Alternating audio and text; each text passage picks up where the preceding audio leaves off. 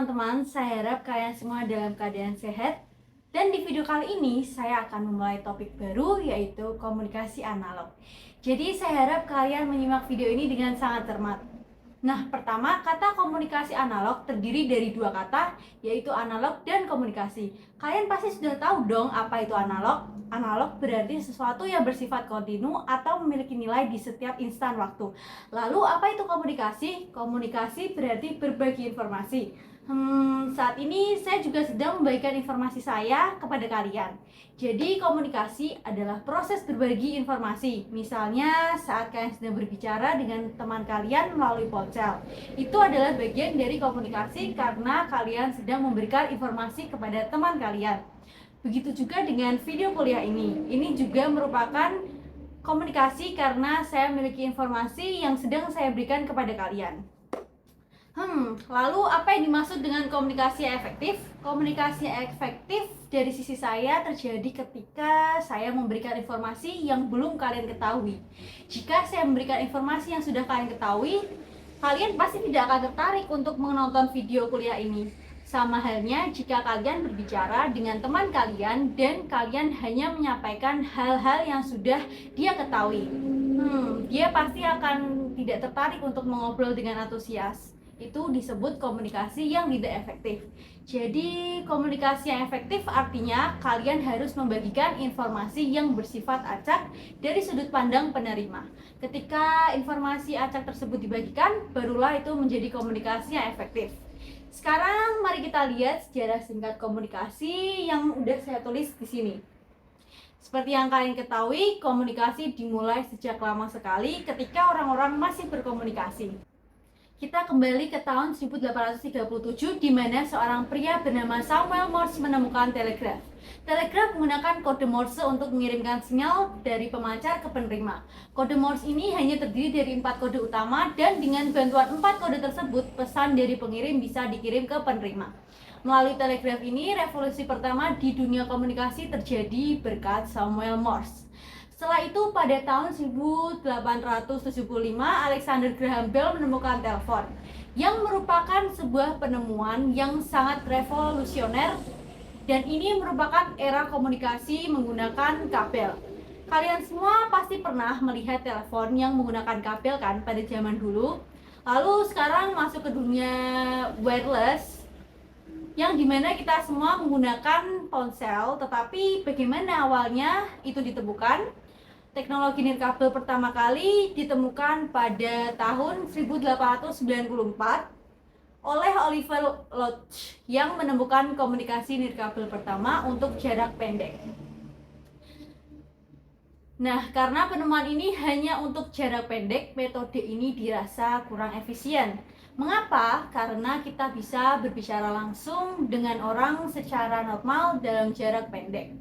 Yang kita butuhkan sebenarnya adalah komunikasi nirkabel jarak jauh.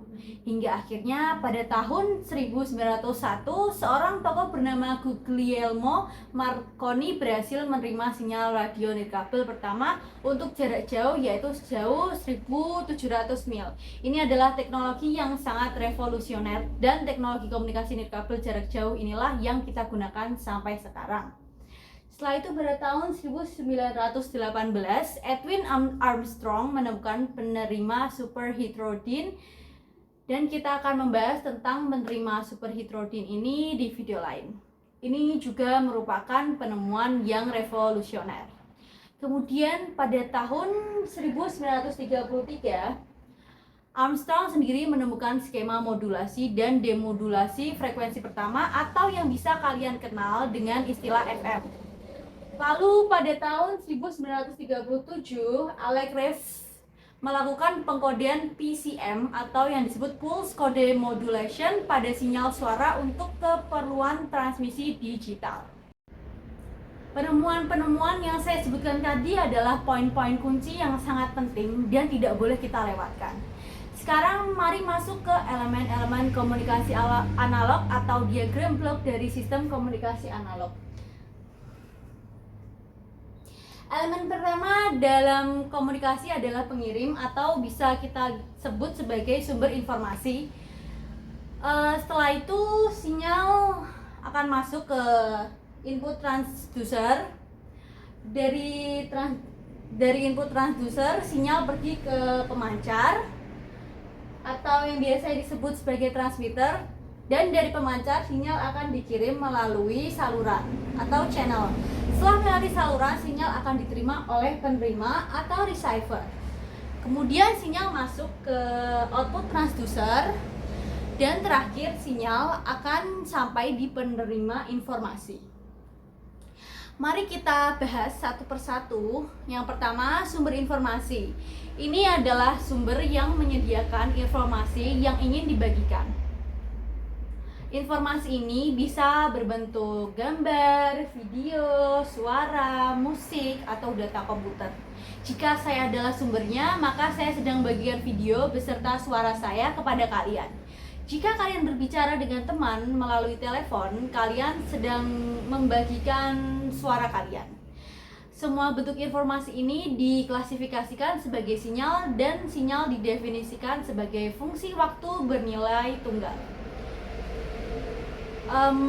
Artinya pada setiap instan waktu, sinyal hanya boleh memiliki satu nilai yang kemudian akan berubah di instan waktu berikutnya. Kedua, input transducer. Contoh alatnya adalah mikrofon. Ketika kalian berbicara dengan teman kalian, ada mikrofon di dalam ponsel kalian. Apa yang dilakukan oleh mikrofon? Mikrofon mengubah getaran di udara, yaitu energi suara, menjadi bentuk sinyal listrik. Mengapa? Karena sinyal yang ingin kita komunikasikan tidak selalu berbentuk listrik sejak awal. Lalu suara kita berbentuk energi akustik atau getaran udara. Jadi transducer input berfungsi untuk mengubah bentuk sinyal. Apa itu modulasi? Dalam modulasi, sinyal informasi ditumpangkan ke atas gelombang pembawa berfrekuensi tinggi. Analoginya seperti ini. Bayangkan kalian ingin pergi ke tempat yang sangat jauh menggunakan pesawat terbang. Pesawat tersebut adalah pembawa, yaitu karir kalian. Sama halnya dengan sinyal informasi kita yang energinya lemah, yang membutuhkan karir berfrekuensi tinggi yang memiliki energi besar agar bisa ditransmisikan ke jarak yang sangat jauh. Keempat, saluran atau channel ini adalah media fisik tempat sinyal merambat dari pemancar ke penerima. Saluran ini bisa menjadi dua jenis, yaitu yang pertama kabel atau nirkabel. Contoh untuk saluran kabel adalah kabel koaksi dan serat optik. Sedangkan untuk saluran nirkabel, contohnya adalah komunikasi satelit dan siaran radio. Komunikasi satelit adalah topik terpisah yang akan kita bahas di video lain. Dan selanjutnya, dalam komunikasi satelit, sinyal kita dikirim ke satelit, lalu satelit memantulkannya kembali ke penerima. Ini dilakukan ketika penerima berada di jarak yang sangat jauh yang tidak bisa dijangkau secara langsung. Sementara itu, siaran radio adalah jenis komunikasi multipoint di mana sistem hanya memiliki satu pemancar tetapi memiliki banyak sekali penerima. Kalian semua pasti pernah menyaksikan atau mendengarkan siaran radio. Hal yang sangat penting tentang saluran atau channel adalah sebagian besar noise masuk dan ditambahkan ke dalam sinyal di dalam saluran ini. Saya bisa katakan bahwa sebagian besar pelemahan atau attenuation dan distorsi pada sinyal terjadi di dalam saluran. Karena sebagian besar noise dan distorsi terjadi di saluran.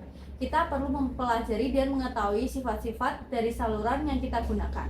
Apakah saluran tersebut bersifat linear atau non-linear?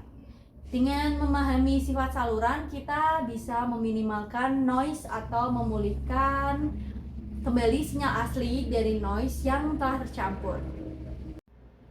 Kelima, penerima atau receiver. Jika di bagian pemancar atau transmitter kita melakukan pemrosesan sinyal, maka penerima adalah kebalikannya. Di sini kita melakukan pembatalan proses, dan di pemancar kita melakukan modulasi, maka di penerima kita melakukan demodulasi. Demodulasi artinya sinyal informasi asli diekstrak atau dipisahkan kembali dari gelombang pembawa frekuensi tinggi Lalu kita akan melihat bagaimana cara melakukannya nanti. Keenam, output transducer. Sinyal yang keluar dari penerima masih berbentuk sinyal listrik. Sinyal listrik ini harus diubah kembali ke bentuk yang sesuai bagi penerima. Jika kalian menginginkan suara tersebut tidak dapat diterima oleh telinga dalam bentuk sinyal listrik, melainkan harus dalam bentuk getaran udara. Jadi output transducer berfungsi mengubah kembali sinyal listrik menjadi bentuk fisik aslinya. Ketujuh, penerima informasi. Teman kalian akan menjadi penerima informasi ketika kalian menelponnya dan kalian adalah penerima informasinya saat saya sedang berbicara kepada kalian di video ini. Terakhir, mari kita bahas satu parameter penting yang disebut bandwidth atau lebar pita. Bandwidth adalah rentang spektrum elektromagnetik yang ditempati oleh suatu sinyal. Lalu, apa itu spektrum? Spektrum adalah hasil konversi sinyal dari bentuk domain waktu atau time domain menjadi bentuk domain frekuensi.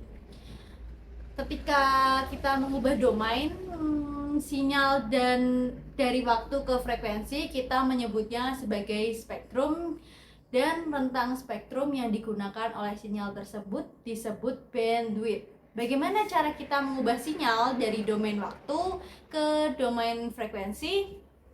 Kita melakukannya dengan bantuan transformasi Fourier. Saya rasa kalian semua sudah familiar dengan hal ini. Saya akan berhenti di poin ini dan mengakhiri sesi kita kali ini.